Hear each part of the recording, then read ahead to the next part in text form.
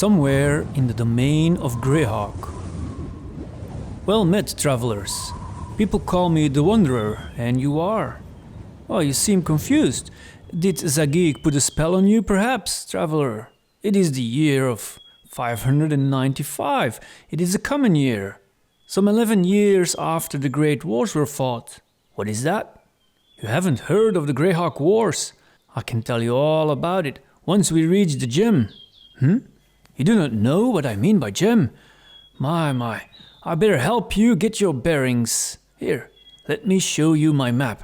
The barren string of hills over here is the northern prominence of the massif known as the Abbor Hills. From the north slope, the hills curve through a vast crescent towards the south, where they meet the Abbor Hills. Their foundation is the bedrock of the earth itself.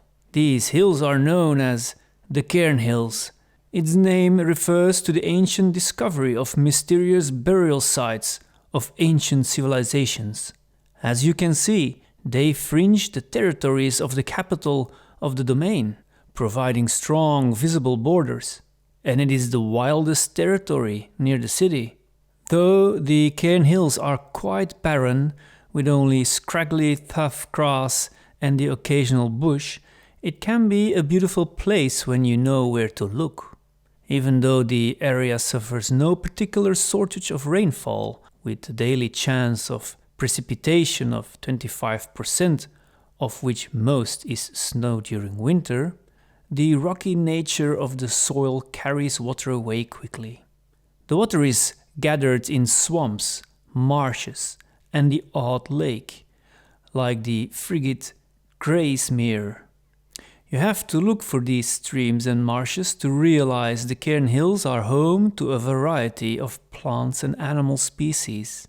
Along the stream beds can be found a variety of stunning blossoms, lilacs and other, large bushes, and even some small trees.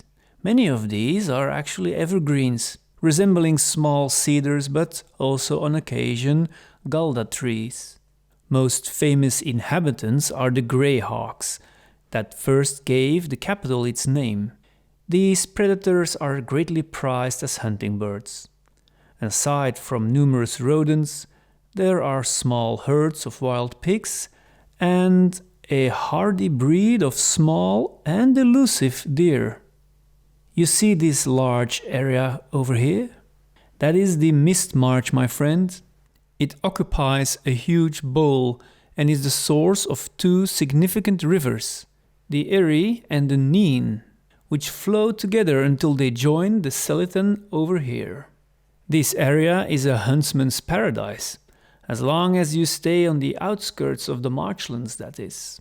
Rumors abound that the central reaches hold a haunted cemetery of an ancient people. Enormous amounts of crocodiles, dangerous lizard folk tribes, and even a black dragon is rumored to be sighted once a year. Be careful though. From its fringes, the Mistmarsh is virtually invisible, as it gradually gives way to a wide belt of grassland, dry and smoothly devoid of any large trees. You will gradually find yourself in squishy and wet ground, which could be dangerous when you realize you are suddenly sinking calf-deep in sticky muck. Not to mention the clouds of insects that fill the air. Especially during a hot, wet summer, these mosquitoes and biting flies are savage. Besides clumps of mangrove groves, fairly impassable barriers, the Mistmarsh is a vast sea of grass, broken by the channels and ponds of open water. You know, its name comes from the characteristic mist that is nearly always present from 2 hours before dawn until mid-morning, and again for 1 to maybe even 6 hours following sunset. It is a beautiful yet eerie sight when, during humid or rainy days, the mist hangs over the marsh all day and night, muffling sound and limiting visibility to a centimeter. I know how it sounds, but not everything is a wilderness. These grassy plains here, surround the free city on all sides, running the full length of the Selintan River Valley. These low, gently rolling hills allow you to see great distances across the farmlands. The land is supposedly not particularly fertile, but the hungry mouths of Greyhawk City have made farming a profitable endeavor. The tenant farmers work small fields or tend flocks of sheep, goats, or chickens and are well cared for by the city. Communal gatherings of farmhouses dot the landscape, but they are mere hamlets. But more than one large holding or manor house can be found here as well. The western border of the domain is made by a great forest known as the Gnarley Forest. Although the edge of the Gnarley Forest is quite a bit tamer than the very heart of the wood, even the strip is wild country. It is an ancient forest, full of forest giants like oak and ip, whose broad branches spread the leafy canopy well overhead, choking out the undergrowth to the extent that walking is quite easy. Mossy stumps are everywhere, often resembling furry green statues wherever you look. It is quite enchanting. Wildflowers bloom here in the spring, summer, and even in the fall.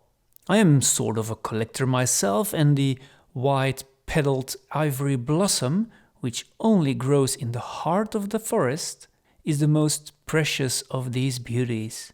It are the oaks and several groves of decla trees that soar into the sky, sometimes up to 120 feet. Their massive trunks take as much space as a small cottage, and their gnarled roots make the ground into a twisting surface, hence its name, the Gnarley Forest.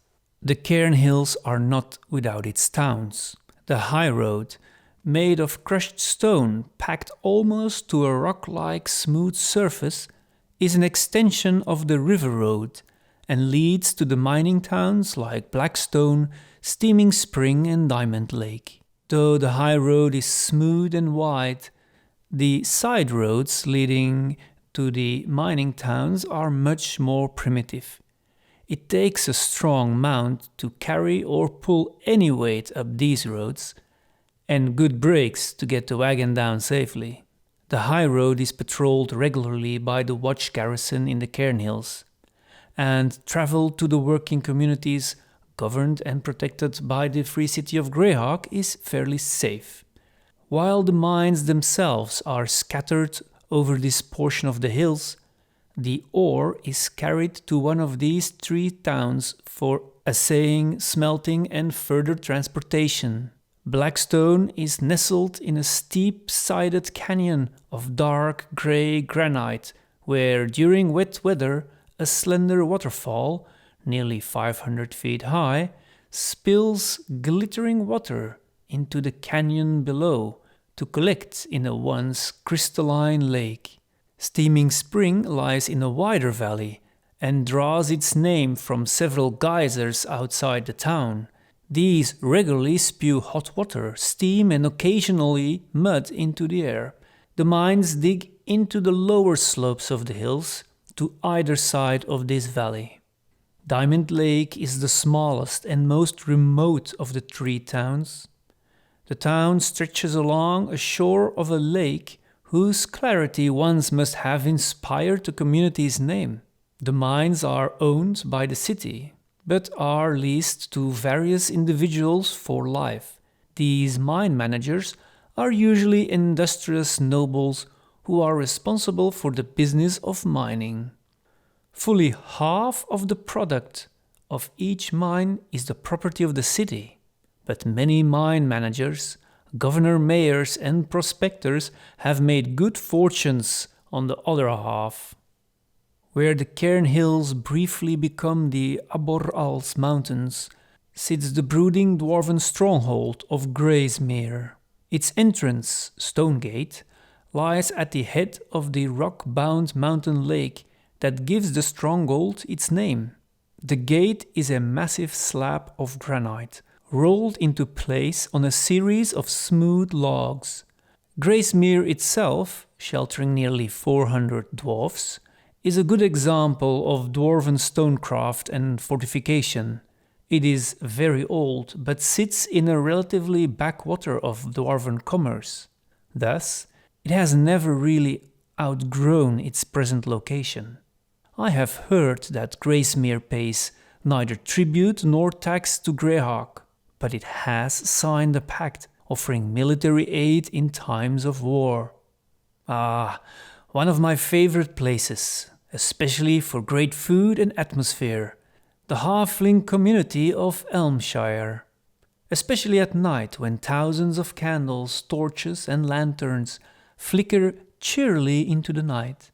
It may be a pastoral settlement, but it is also a major center of trade due to its proximity to the Free City, the Selintan River, and the shallow waters of Mid-Bay. Many inns here have raised doorways and ceilings, and at least one or two human-sized beds, for human visitors are not uncommon here. If you ever get a chance to visit, you will notice some houses dotted around and a small center near the bridge, but let that not fool you. Most of these halflings live in their burrows, and you will be surprised to know that some 5,000 of them make their home here.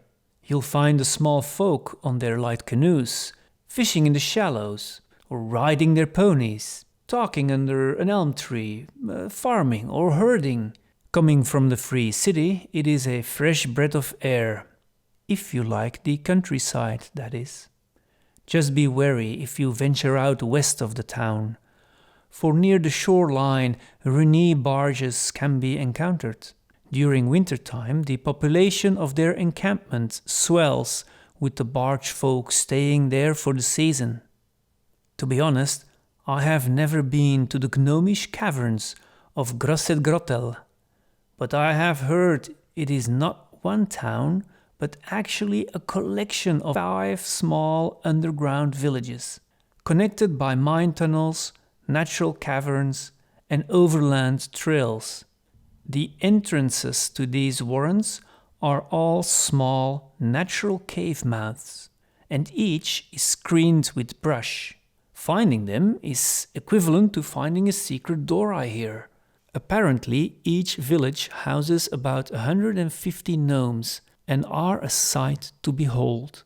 They are known to be tinkerers and have created ingenious systems to improve their living standards. I can only imagine. Tall folk are known to visit, but most caverns are low-ceilinged. It is apparently known for its variety of fungi production and perhaps some precious rocks and an invention or two. To get there, you need to find Stone Bridge. Here originally stood a flimsy suspension bridge of rope and wood, suspended over the placid Selintan River some 800 feet below. But gnomish sculptors, architects and tinkerers, over a period of nearly 3 decades, gradually formed a huge stone arch to bridge the gap. The structure looks almost to be a part of the bedrock itself. The bridge, 20 feet wide and with a low wall along each outer edge, climbs steeply to its center. The river is 800 feet wide where the bridge is suspended. The lips of the gorge overhang the water on both sides, stretching to within 100 feet of each other. Must be quite a sight, eh?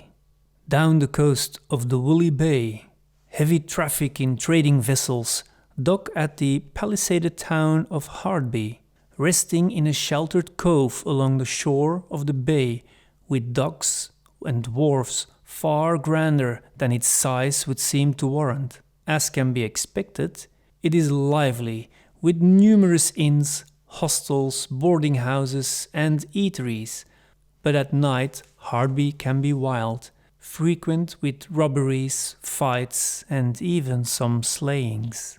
Hardby is important for the domain, not only for trade but also for their war galleys, who patrol the waters and fight back the pirates of Highport. Moving further west on the map, you'll see a town called Safeton. I've recently come from this coastal town, and it was quite the experience. The 5,000 or so inhabitants are very paranoid, and you can smell the fear in the streets, which is not surprising, because it is so close to the expanded Orc Empire. Safeton is a frontier town, and not in a good way, with the only thing keeping any sort of peace on the streets are the Greyhawk militiamen, the Hardby mariners, and 3 war galleys which are stationed here.